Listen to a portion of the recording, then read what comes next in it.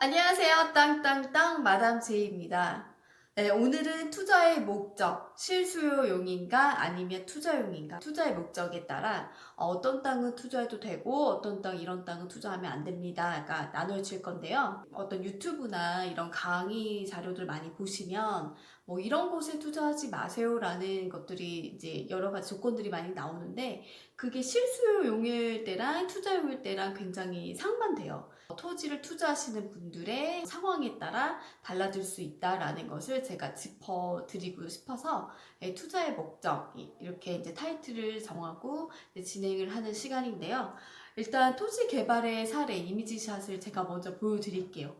처음에는 굉장히 아무것도 없고 허허벌판 같은 그런 느낌이 드시죠? 두 번째 토지를 그 다음에 이제 구획을 정리를 합니다. 약간 계획을 세우는 거예요. 어떻게 이제 개발이 될 것인가. 그리고 마지막은 이제 임야를 개발을 한 모습인 거죠. 도시 개발이 된 모습을 위해서 찍은 샷이 있는데 요즘에 이제 다 정리된 그런 상태를 생각하시면 돼요. 우리가 지금 돌아다니고 있는 이런 시내나 도시들이 처음에는 정말 허허벌판에 그런 아무것도 없는 구획 정리조차 되지 않았던 공터였는데 그것들이 이런 간단한 과정을 통해서 지금 오늘날 같은 도시가 형성이 됐다. 이렇게 생각하시면 되고요. 그리고 한 예로 두 가지 예를 보여드릴게요. 첫 번째는 강남 논현동 사거리인데요. 1970년대 개발 전의 모습입니다. 굉장히 황량하죠. 네, 다음은 이제 강남 논현동 오늘날의 모습인데 굉장히 번화하고 세련된 도시로 갖춰졌어요. 그리고 두 번째 예시는 역시 개발 전의 판교 모습입니다. 100% 거의 그린벨트여가지고 가망이 없다고들 많이 치부했던 땅인데 지금 개발된 모습 한번 보시겠어요? 굉장히 세련되고 역시 신도시가 되어버렸죠. 이렇게 개발되기 전에는 구획 정리조차 되지 않아서 굉장히 황량했던 그런 모습을 띠고 있었습니다. 지금의 이제 신도시들 다 갖춰진 모습을 보신다면 이미지가 굉장히 사뭇 다르다고 보시면 되고요. 또 다른 제가 이미지샷을 또 보여드릴게요. 몇 가지만 예를 들 건데요.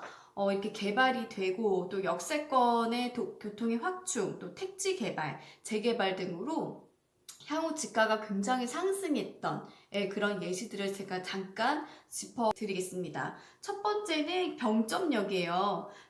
처음에 착공 전에는 평당 15만 원에서 20만 원 정도 갔던 것들이 현재는 개발이 돼서 주거지는 평당 1,097만 원, 또 현재 상업지 용지는 평당 5천만 원 정도. 그래서 총 수익이 2만 5천% 정도에 올랐다고 생각하시면 되고요. 그리고 탄현역은 11,667% 정도. 그리고 운정역은요, 10,000% 정도 된다고 생각하시면 돼요. 그리고 이제 그 밖에 예시들이 쭉 있는데, 이 중에서 대표적으로 한 세 가지만 제가 짚어드렸고요. 그러니까 개발되기 전에 구매를 하셔야 되는 거죠. 위치를 보고, 가능성을 보고, 정보를 수집해서, 이제 최대한 싼 가격으로 들어가시되, 그 다음에 이제 개발이 되고 나서 수용되고 하면, 이 수익률이 굉장히 크다. 일단은 이런 땅을 또 투자하면 안 된다라고 이제 많은 사람들이 말하는 조건이 있는데, 첫 번째, 철탑 근처. 두 번째, 맹지. 그리고 세 번째는 공동묘지나 화장터, 축사. 그리고 이제 그린벨트. 거기에 대해서 제가 차근차근 풀어드리도록 하겠습니다.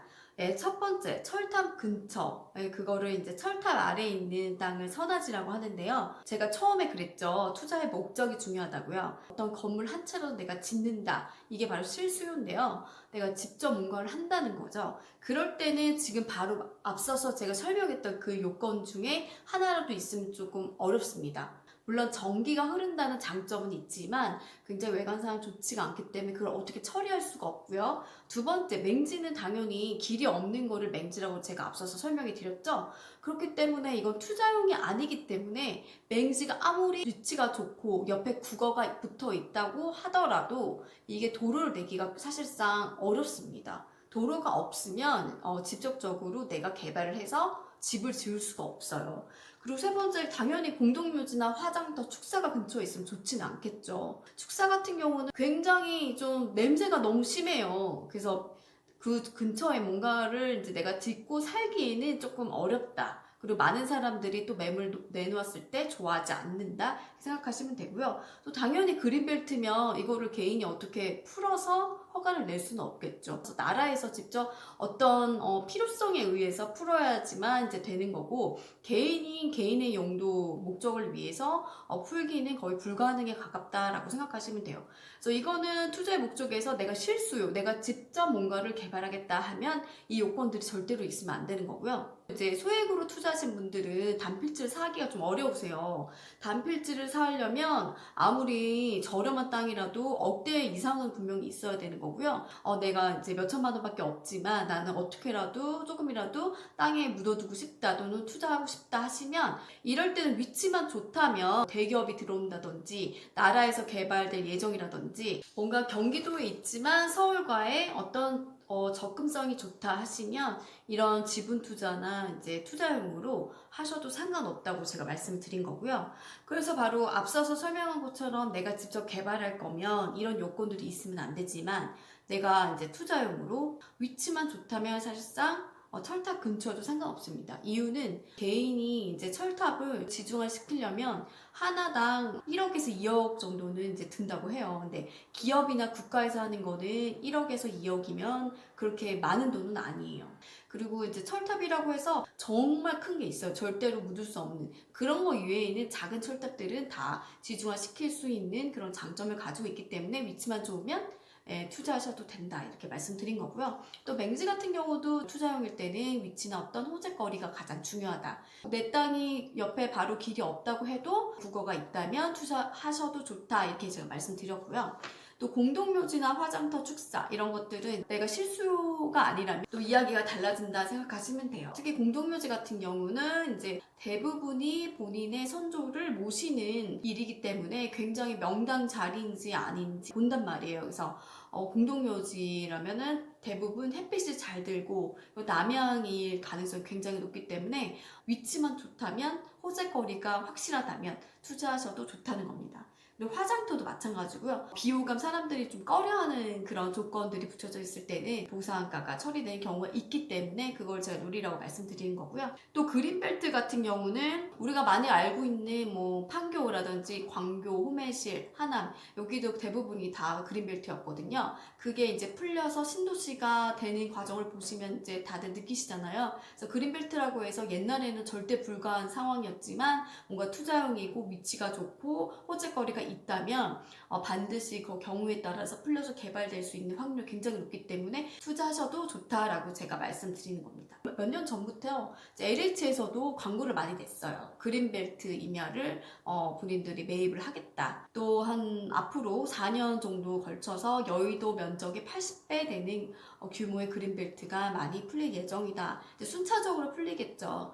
그리고 이제 그린벨트 이미지샷을 제가 이제 껴드릴게요. 2012년도가 가장 많이 그린벨트가 풀렸고 점차적으로 계속해서 풀리고 있다라는 이제 그래프를 제가 보여드리는 거고요. 번외로 제가 알려드릴게요. 분당 신도시가 개발된 사례 때도 암산이죠, 암산. 바위 덩어리로만 이렇게 이루어진 그 산인데, 근데 그런 땅도 이제 분당 신도시 개발 때도 바위 덩어리를 다 깨고 부수고 다 꺼낸 다음에 거기에다 아파트를 지었던 사례가 있어요. 그게 바로 저희 집입니다.